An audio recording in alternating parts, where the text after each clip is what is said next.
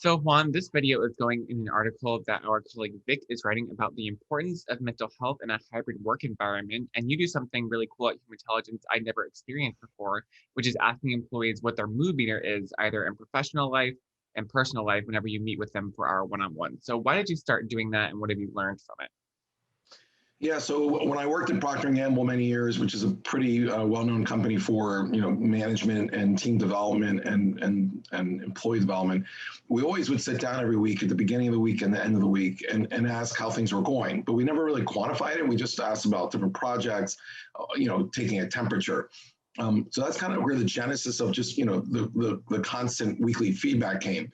And when I launched Humantelligence, I hired a guy named Dan Johns, who I have to give credit for the mood meter, because we were doing the weekly kind of Procter & Gamble feedback, and he turned it on me and said, "Juan, what's your mood meter?" And I go, "What do you mean?" He goes, "We're talking about all the projects and what we're doing, but," he goes, "I still don't have a sense of like where you are. Like, are you like really psyched this week about what's happening at the company as my boss, as CEO, or not?" And we've talked about some things that are happening, but what's the number 0 to 10? And I love putting numbers to everything. And I thought, wow, this is brilliant. I'm going to ask each of my direct reports every week with 0 to 10 what their mood meter is, and then over time and track it. And just in like one line, you have 20 characters. So for each, where I take my notes on each meeting, just at the top is the mood meter score for every single week. And you can get the whole year in just 2 lines.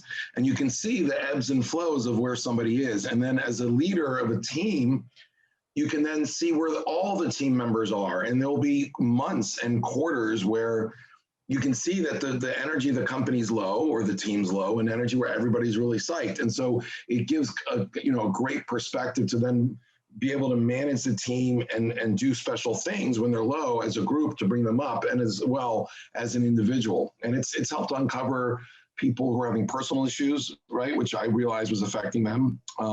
Other people who it would come out if they were like a 7 or a 6 out of 10, that it was not something that they're working on, but maybe another team member, and there might be conflict. So it's just another way of eliciting a good conversation with employees. So I want to thank Dan Johns for that.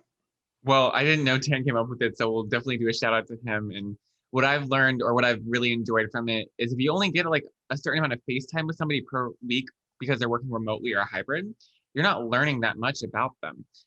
So it's kind of a really quick way to just compile all of that and get to know somebody a little bit better. So Indeed it is. shout out to Dan.